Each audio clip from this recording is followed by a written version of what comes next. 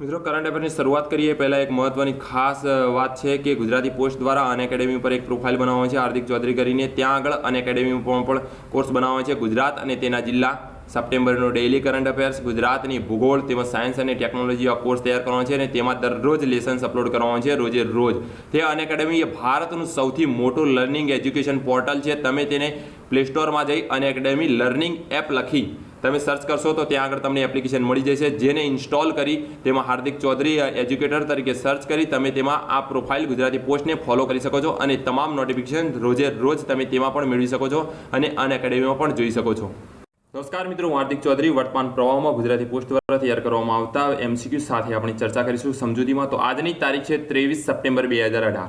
23 September 2018ના રોજ બનેલ વર્તમાન પ્રવાહમાંથી જેટલા પણ મહત્વના પ્રશ્નો છે જે પરીક્ષાલક્ષી છે, પૂછી શકાય તેવા, તેના વિશે આપણે માહિતી મેળવીશું. તો જોઈએ, શરૂઆત કરીએ. આપણે આજના કરંટ અફેર્સની શરૂઆત કરીએ પહેલા ગઈકાલના સવાલના જવાબ વિશે માહિતી મેળવી લઈએ. તો ગઈકાલનો સવાલ હતો, તાજેતરમાં આગા ખાનને કયા દેશના સર્વોચ્ચ પુરસ્કારથી સન્માનિત કરવામાં આવ્યા? તો આગા ખાનને ફ્રાન્સ, અમેરિકા, ઇંગ્લેન્ડ કે જાપાનના સર્વોચ્ચ પુરસ્કારથી સન્માનિત કરવામાં આવ્યા હતા? કયો સાચો જવાબ છે? તો ફ્રાન્સ. ફ્રાન્સનો સર્વોચ્ચ પુરસ્કાર છે જે આગા ખાનને સન્માનિત કરવામાં આવ્યા હતા. તો જોઈએ માહિતી મેળવી. તો આપણે જોઈ રહ્યા છીએ તસવીરમાં આગા ખાનને જેમણે ફ્રાન્સના સર્વોચ્ચ પુરસ્કારથી સન્માનિત કરવામાં આવે છે. તો માહિતી મેળવીએ ફ્રાન્સનો કયો સર્વોચ્ચ પુરસ્કાર છે? તો જોઈએ, ફ્રાન્સના રાષ્ટ્રપતિ મેક્રોન દ્વારા ઇસ્માઇલી સમુદાયના ધાર્મિક વડા આગા ખાનને લોકોના જીવનની ગુણવત્તા સુધારવા તથા માનવતાના કાર્યોમાં યોગદાન બદલ ફ્રાન્સના સર્વોચ્ચ સન્માન the grand cross of the legion of ઓનરથી બિરદાવવામાં આવ્યા હતા. તો કોને સન્માન કરવામાં આવે છે? તો ઇસ્માઇલી સમુદાયના ધાર્મિક વડા છે આગા ખાન, જેમણે કોને? ફ્રાન્સના રાષ્ટ્રપતિ કોણ છે? મેક્રોન દ્વારા. શા માટે? તો જીવનની ગુણવત્તા સુધારવા તથા માનવતાના કાર્યોમાં યોગદાન કરવા બદલ આગા ખાનને ફ્રાન્સનો સર્વોચ્ચ સન્માન પુરસ્કાર કયો છે? The grand cross of the legion of honour. The grand cross of the legion of ઓનરથી બિરદાવવામાં આવ્યા હતા. આગા ખાન હાલમાં કોણ છે? કરીમ અલ હુસૈની છે. હાલમાં જે ઇસ્માઇલી સમુદાયના વડાઓ છે તેને આગા ખાન કહેવામાં આવે છે. એ આગા ખાનનું નામ છે કરીમ અલ હુસૈની, જેઓ 1957થી કાર્યરત છે. તેમણે ઇસ્માઇલી સમુદાયના વડા તરીકે 60 વર્ષ પૂર્ણ કર્યા છે તાજેતરમાં. આગા ખાન ફેબ્રુઆરી 2018માં ભારત સરકારના આમંત્રણને માન આપી ગુજરાતની મુલાકાતે આવ્યા હતા. આગા ખાન દ્વારા ગુજરાતમાં સ્થપાયેલા આગા ખાન રૂરલ સપોર્ટ પ્રોગ્રામ એ ગ્રામીણ વિસ્તારોમાં કૃષિ અને સેનિટેશન ક્ષેત્રે કુશળ કામગીરી કરી છે. આગા ખાનને 2015માં ભારત સરકાર દ્વારા પદ્મ વિભૂષણ પુરસ્કારથી સન્માનિત કરવામાં આવ્યા હતા. કયા પુરસ્કારથી? પદ્મ વિભૂષણથી. જે પદ્મ પુરસ્કારોમાં સૌથી મોટો પુરસ્કાર છે પદ્મ વિભૂષણ, જેને 2015માં આગા ખાનને સન્માનિત કરવામાં આવ્યા હતા. હવે આજના કરંટ અફેર્સનો પ્રથમ પ્રશ્ન છે, તારીખ 23 સપ્ટેમ્બર 2018ના રોજ પ્રધાનમંત્રી જન આરોગ્ય યોજના PMJય ની શરૂઆત ક્યાંથી કરવામાં આવશે? તો આજે છે 23 સપ્ટેમ્બર 2018. આજે પ્રધાનમંત્રી દ્વારા નરેન્દ્ર મોદી જન આરોગ્ય યોજનાની શરૂઆત કરવાના છે. તો કયા સ્થળેથી તેનું ઉદ્ઘાટન કરશે? કોલકાતા પશ્ચિમ બંગાળ, રાંચી ઝારખંડ, વારાણસી ઉત્તર પ્રદેશ કે રાયપુર છત્તીસગઢ? સાચો જવાબ છે રાંચી ઝારખંડ. રાંચી ખાતેથી વડાપ્રધાન શ્રી નરેન્દ્ર મોદી PMJAY પ્રધાનમંત્રી જન આરોગ્ય યોજનાનો શુભારંભ કરાવશે. તો જોઈએ આપણે માહિતી મેળવી. તો 23 સપ્ટેમ્બર 2018ના રોજ વડાપ્રધાન નરેન્દ્રભાઈ મોદી દ્વારા પ્રધાનમંત્રી જન આરોગ્ય યોજનાની શરૂઆત રાંચી ઝારખંડથી કરવામાં આવશે. 10 કરોડથી વધુ પરિવારોને પ્રત્યેક વર્ષે 5 લાખનો સ્વાસ્થ્ય વીમાનો લાભ આપવામાં આવશે. કેટલી આવક મર્યાદા કરવામાં આવી છે? 5 લાખ સુધીનો વીમો આપવામાં આવશે. આ સમયે પ્રધાનમંત્રી ચાઈબાસા અને કોડરમાં મેડિકલ કોલેજોનો પાયો પણ નાખશે. તો શુભારંભ કરવાના છે મેડિકલ કોલેજોનો આ સમયે. ક્યાં આગળ? તો ચાઈબાસા અને કોડરમામાં. ત્યારબાદ 24 સપ્ટેમ્બરે પ્રધાનમંત્રી પૈકીઓંગ એરપોર્ટનું પણ ઉદ્ઘાટન કરશે. તો આવતીકાલે 24 સપ્ટેમ્બર છે તો પ્રધાનમંત્રી પૈકીઓંગ સિક્કિમ ખાતે આવેલું છે તે એરપોર્ટનું પણ ઉદ્ઘાટન કરશે અને સિક્કિમને પણ અન્ય દેશોના અન્ય ભાગો સાથે હવાઈ માર્ગે જોડવામાં આવશે. ઝારખંડ વિશે માહિતી મેળવીએ તો ઝારખંડની રચના 15 નવેમ્બર 2000ના રોજ થઈ હતી. 15 નવેમ્બર 2000ના રોજ થઈ હતી ઝારખંડની રચના, જે બિહારમાંથી કરવામાં આવી હતી. ઝારખંડનું મુખ્ય મથક કયું છે? રાંચી છે. રાંચી એ ઝારખંડનું મુખ્ય મથક છે અને સૌથી મોટું ઝારખંડનું શહેર છે જમશેદપુર. જમશેદપુર સૌથી મોટું શહેર છે. ઝારખંડના મુખ્યમંત્રી છે રઘુબાર દાસ ઝારખંડના મુખ્યમંત્રી છે. અને રાજ્યપાલ છે દ્રૌપદી મુર્મુ રાજ્યપાલ છે ઝારખંડના. પ્રશ્ન નંબર 2 પર જોઈએ તો તાજેતરમાં કઈ ભારતીય ફિલ્મને ઓસ્કારમાં રજૂ કરવામાં આવશે? તો ઓસ્કારમાં પસંદગી પામી છે કઈ ફિલ્મ છે? સુઈ ધાગા, બત્તી ગુલ મીટર ચાલુ, વિલેજ રોકસ્ટાર કે સંજુ? સાચો જવાબ છે વિલેજ રોકસ્ટાર, જે ભારતીય ફિલ્મને ઓસ્કારમાં રજૂ કરવામાં આવે છે. FFI દ્વારા આ માહિતી આપવામાં આવી છે. તો જોઈએ માહિતી મેળવીએ તો વિલેજ રોકસ્ટાર ફિલ્મ ઓસ્કાર પુરસ્કાર માટે વિદેશી ભાષાની શ્રેષ્ઠ ફિલ્મની કેટેગરીમાં ભારત તરફથી રજૂ થશે. તો વિદેશી ભાષાની જે શ્રેષ્ઠ ફિલ્મ હોય છે તે કેટેગરીમાં ભારત તરફથી વિલેજ રોકસ્ટારને રજૂ કરવામાં આવશે. FFI આ જાહેરાત કરી હતી. વિલેજ રોકસ્ટાર એક કઈ ભાષાની ફિલ્મ છે? આસામી ભાષાની ફિલ્મ છે, જે રીમા દાસ દ્વારા ડાયરેક્ટેડ થયેલ ફિલ્મ છે. રીમા દાસ દ્વારા ડાયરેક્ટેડ થયેલ છે. ફિલ્મના પ્રોડ્યુસર, રાઇટર, ડાયરેક્ટર અને એડિટર પણ રીમા દાસ જ છે. રીમા દાસ દ્વારા આ ફિલ્મ બનાવવામાં આવી છે. બનીતા દાસ અને મનાબેન્દ્ર દાસ ફિલ્મના એક્ટર છે. હવે જોઈએ પ્રશ્ન નંબર 3 માં તો 22 સપ્ટેમ્બર 2018 રોજ ભારતના પ્રથમ કોલસા ગેસિફિકેશન આધારિત ખાતર એકમ માટે પ્લેન્કનું અનાવરણ ક્યાં કરવામાં આવ્યું હતું? તો કોલસાના ગેસિફિકેશન આધારિત ખાતર એકમનો માટેનો પ્લાન્ટનું અનાવરણ ક્યાં કરવામાં આવ્યું છે? તાલચેર, ગુડગાંવ, રાંચી કે સિંદરી? સાચો જવાબ છે તાલચેર. તાલચેરમાં કોલસાના ગેસ આધારિત ખાતર એકમ પ્લાન્ટનું અનાવરણ કરવામાં આવ્યું છે. જોઈએ માહિતી મેળવીએ. વડાપ્રધાન નરેન્દ્ર મોદી દ્વારા જે કોલસાના ગેસ આધારિત ખાતરનું કારખાનું જે બનાવવામાં આવી રહ્યું છે તેનું તાલચેર ખાતે અનાવરણ કરવામાં આવ્યું છે. તો માહિતી મેળવીએ આપણે. તો વડાપ્રધાન નરેન્દ્ર મોદીએ ઓડિશાના ઝારસુગુદામાં પશ્ચિમી ઓડિશાના પ્રથમ એરપોર્ટ અને 22 સપ્ટેમ્બરના રોજ તાલચેર ખાતે ખાતર પ્લાન્ટ સહિત અનેક વિકાસ યોજનાઓ શરૂ કરી હતી. તો વડાપ્રધાન નરેન્દ્ર મોદીએ ઓડિશાના ઝારસુગુદામાં પશ્ચિમ ઓડિશાનું પ્રથમ એવું એરપોર્ટનું અનાવરણ કર્યું છે કે પશ્ચિમ ઓડિશામાં એરપોર્ટ બનાવવામાં આવ્યું છે પ્રથમ. કઈ જગ્યાએ? તો ઝારસુગુદા ખાતે. ત્યારબાદ તાલચેર ખાતે એક ખાતર પ્લાન્ટની નું પણ ઉદ્ઘાટન કરવામાં આવ્યું છે. તો આ પ્લાન્ટ એક એવો પ્લાન્ટ હશે દેશનો પહેલો કે જે કોલસાના ગેસ આધારિત ખાતર એકમ હશે. આ પ્લાન્ટમાં નેચરલ ગેસ પણ બનાવવામાં આવશે. ઓડિશા એ આઝાદી સમયનું રાજ્ય છે. આઝાદી મળી ત્યારબાદ ઓડિશા રાજ્ય અવેલેબલ હતું. તેનું મુખ્ય મથક અને મોટું શહેર ભુવનેશ્વર છે. ભુવનેશ્વર ઓડિશાનું સૌથી મોટું શહેર અને મુખ્ય મથક પણ ભુવનેશ્વર છે. મુખ્યમંત્રી નવીન પટનાયક છે. ઓડિશાના મુખ્યમંત્રી નવીન પટનાયક છે. રાજ્યપાલ ગણેશજી લાલ છે. અને હાઈકોર્ટ કટક શહેરમાં આવેલી છે. ઓડિશાની હાઈકોર્ટ કટક શહેરમાં આવેલી છે. પ્રશ્ન નંબર 4 માં જોઈએ તો આંતરરાષ્ટ્રીય સૌર ગઠબંધનની સામાન્ય બેઠક ક્યાં યોજાશે? તો તાજેતરમાં આંતરરાષ્ટ્રીય સૌર ગઠબંધન ઇન્ટરનેશનલ સોલાર એલાયન્સની જે સામાન્ય બેઠક ISA ની બેઠક યોજવાની છે તે ક્યાં યોજાશે? ઇસ્લામાબાદ, પેરિસ, ઢાકા, નવી દિલ્હી? સાચો જવાબ છે નવી દિલ્હી ખાતે આ બેઠક યોજાશે. તો આપણે જોઈએ આંતરરાષ્ટ્રીય સૌર ગઠબંધનની પહેલી સામાન્ય બેઠક 2 ઓક્ટોબર 2018ના રોજ દિલ્હીમાં આયોજિત કરવામાં આવશે. ગાંધી જયંતિના દિવસે આયોજિત કરવામાં આવશે. 3 ઓક્ટોબર 2018ના રોજ ગ્રેટર નોઈડામાં ISA ની મંત્રી સ્તરની બેઠક યોજાશે. તો ગ્રેટર નોઈડામાં ISA નું પૂરું નામ છે ઇન્ટરનેશનલ સોલાર એલાયન્સ, જેના મંત્રી સ્તરની બેઠક ક્યાં યોજાશે? ગ્રેટર નોઈડામાં યોજાશે. ઇન્ટરનેશનલ સોલાર એલાયન્સ ISA એટલે આંતરરાષ્ટ્રીય સૌર ગઠબંધન તેનું નામ થાય છે ની જનરલ એસેમ્બલી વડાપ્રધાન નરેન્દ્ર મોદીની મહત્વાકાંક્ષી પહેલ છે જે સૌર ઉર્જાના વ્યાપક ઉપયોગ દ્વારા પેરિસ ક્લાઇમેટ એગ્રીમેન્ટના અમલીકરણમાં ફાળો આપશે.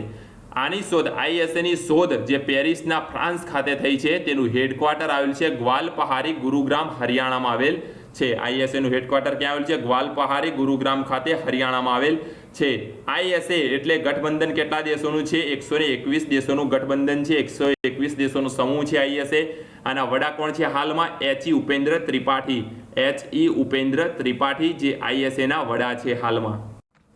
પ્રશ્ન નંબર 5 માં જોઈએ તો સપ્ટેમ્બર 2018માં કઈ રાજ્ય સરકારે નીલાકુરુંજી પ્લાન્ટના રક્ષણ માટે નોવેલ યોજના જાહેરાત કરી હતી? તો સપ્ટેમ્બર 2018માં કયા પ્લાન્ટ માટે? નીલાકુરુંજીના પ્લાન્ટના રક્ષણ માટે નોવેલ યોજના જાહેરાત કરી છે. કર્ણાટક, તમિલનાડુ, કેરાલા કે આંધ્રપ્રદેશ? સાચો જવાબ છે તમિલનાડુ. તમિલનાડુ સરકાર દ્વારા નોવેલ યોજના જાહેરાત કરવામાં આવી છે. તો આપણે જોઈ રહ્યા છીએ જે ફૂલ છે નીલાકુરંજુ તેને તસવીરમાં, જેના માટે આ યોજના નોવેલ યોજના જાહેરાત કરવામાં આવી છે. તો તમિલનાડુ સરકારે નીલાકુરુંજી સ્ટ્રોબિલેન્થેસ કુન્થિયાના છોડના રક્ષણ માટે નોવેલ યોજનાની જાહેરાત કરી છે. સ્ટ્રોબેલિયાન્થસ કુન્થિયાનિયસ એટલે કે નીલાકુરંજીના ફૂલો 12 વર્ષમાં ફક્ત એક જ વાર ખીલે છે. કેટલા વર્ષે? 12 વર્ષમાં. આ જનરલ નોલેજનો પ્રશ્ન પૂછી શકાય છે કે સ્ટ્રોબિલિયાન્થસ કુન્થિયાનિસ એટલે કે નીલાકુરંજીના ફૂલો કેટલા વર્ષે ખીલે છે? તો 12 વર્ષમાં એક જ વાર ખીલે છે. ફરિયાદો પછી પણ આ દુર્લભ ફૂલો વેપારી ધોરણે વેચાઈ રહી છે. રાજ્ય વિભાગે ચેતવણી આપી છે કે આવા ગુનેગારો પર સખત ગુનો લાદવામાં આવશે. આ ફૂલ વિદેશીઓ અને મૂળ પ્રવાસીઓ માટેનું મુખ્ય આકર્ષણ છે અને પ્રવાસનથી વિદેશી વિનિમય કમાણીનું માધ્યમ પણ છે. હવે જોઈએ આગળ પ્રશ્ન નંબર 6 માં 21મી સપ્ટેમ્બરે ઉજવાયેલા આંતરરાષ્ટ્રીય શાંતિ દિવસ 2018ની થીમ શું છે? તો આંતરરાષ્ટ્રીય શાંતિ દિવસ 2018 કયા દિવસે ઉજવવામાં આવ્યો હતો? તો 21મી સપ્ટેમ્બર 2018ના રોજ. તેની થીમ શું છે? શાંતિ, ન્યાય અને મજબૂત સંસ્થાઓ, શાંતિનો અધિકાર, 70ના માનવ અધિકારના વૈશ્વિક ઘોષણા, શાંતિપૂર્ણ વિશ્વ માટે વૈશ્વિક શાંતિ, સતત વિશ્વ 70 પર માનવ અધિકારોનું વૈશ્વિક ઘોષણા.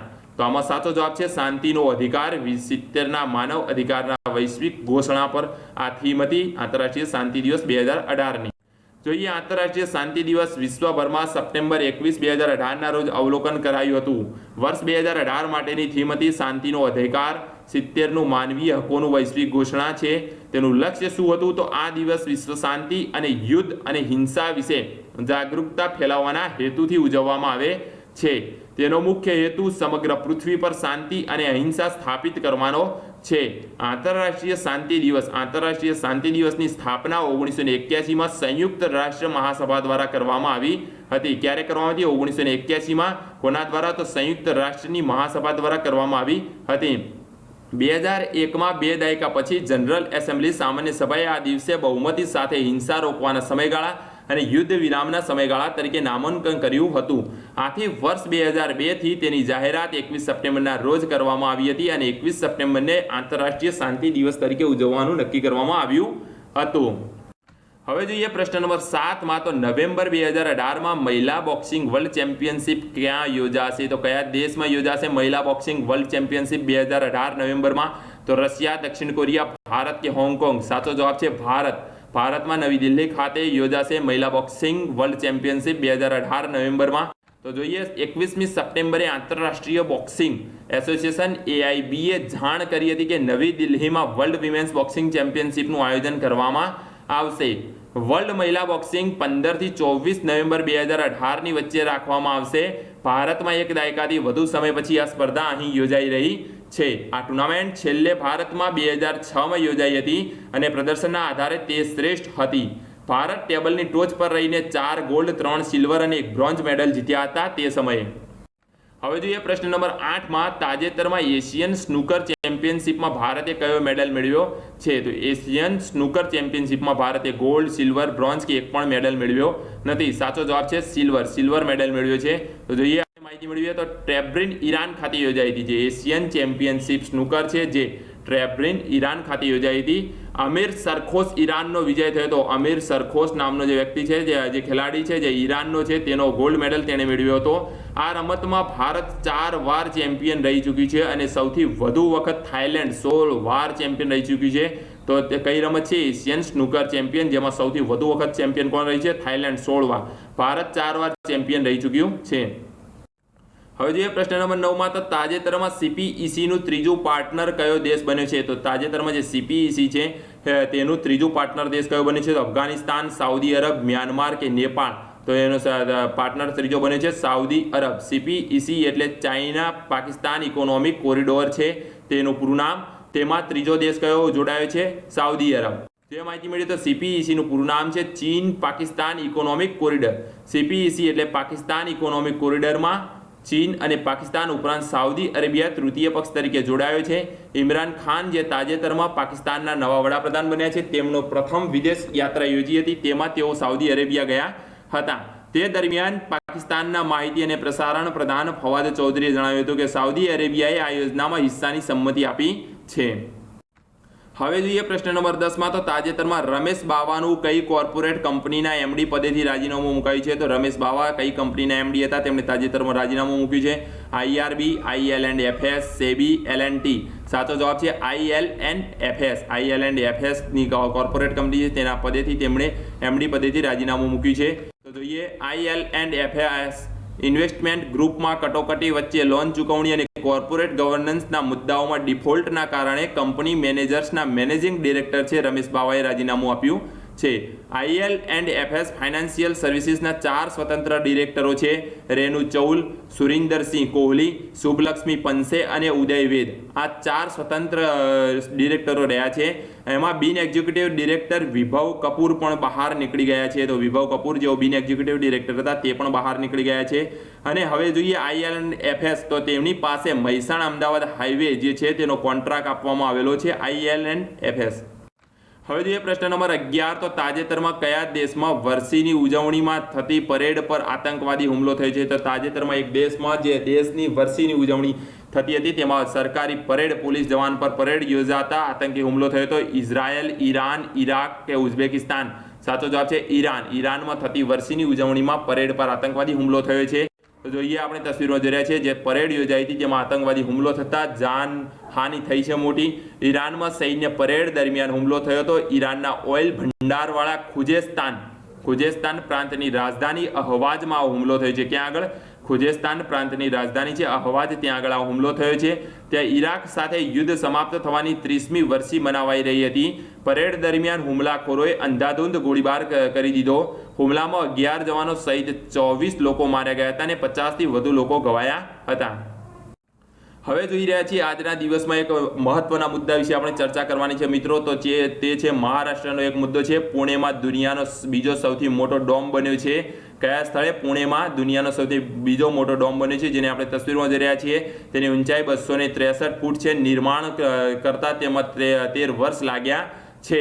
હવે જોઈએ મહારાષ્ટ્ર ઇન્સ્ટિટ્યૂટ ઓફ ટેકનોલોજી એટલે MIT દ્વારા દેશની પ્રથમ વિશ્વ શાંતિ યુનિવર્સિટીમાં દુનિયાનો બીજો સૌથી મોટો ગુંબજ ડોમ બન્યો છે. ડોમ એટલે ગુંબજ કહેવાય છે, જે વિશ્વનો સૌથી બીજો મોટો છે.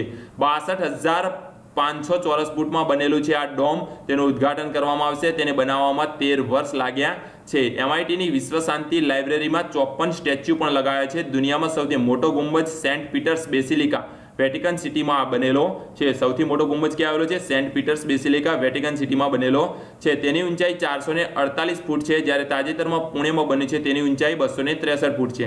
પહોળાઈ 490 ફૂટ છે તેની. તો તાજેતરમાં જે બન્યું છે તેની ગોળાકાર ફૂટ છે 160 ફૂટ છે. આમાં ડોમની ગોળાકાર જે વેટિકન સિટી છે તેમાં 138 ફૂટ છે.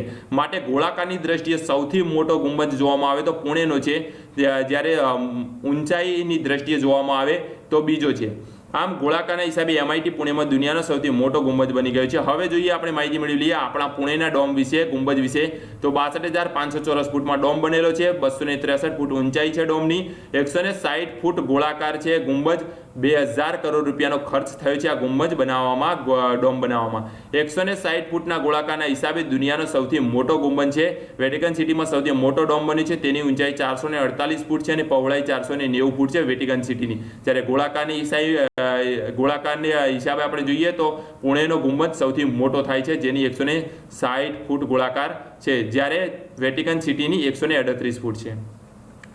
હવે આજના કરંટ અફેર્સની આપણે ચર્ચા કરી ચૂક્યા છીએ. હવે મિત્રો આજનો સવાલ છે તમારા માટે, જેનો જવાબ તમારે કમેન્ટ બોક્સમાં જણાવવાનો છે અને તેનો સાચો જવાબ આવતીકાલના કરંટ અફેર્સમાં તેમને માહિતી સાથે આપવામાં આવશે. તો મિત્રો પ્રશ્ન છે, સવાલ છે, બ્લેક કોર્ટ પર રમાતી વિશ્વની એકમાત્ર ટેનિસ ટુર્નામેન્ટ કઈ છે? તો બ્લેક કોર્ટ પર રમાતી વિશ્વની એકમાત્ર ટેનિસ ટુર્નામેન્ટ કઈ છે? વિમ્બલ્ડન ટુર્નામેન્ટ છે, મિયામી ઓપન ટેનિસ ટુર્નામેન્ટ છે, ડેવિસ કપ ટેનિસ ટુર્નામેન્ટ છે કે લેવર કપ ટેનિસ ટુર્નામેન્ટ છે? આમાંથી જે સાચો જવાબ હોય તે તમારે કમેન્ટ બોક્સમાં જણાવવાનો છે. તેનો સાચો જવાબ તમને આવતીકાલના કરંટ અફેર્સમાં વિસ્તૃત માહિતી સાથે આપવામાં આવશે. દોસ્તો, તમને અમારા વિડીયો પસંદ આવતા હોય અને તમે અમારા WhatsApp ગ્રુપમાં જોડાવા માંગતા હોય તો નીચે ડિસ્ક્રિપ્શનમાં આપેલ લિંક પર ક્લિક કરી તમારો WhatsApp નંબર એડ કરો અમારા WhatsApp ગ્રુપ સાથે.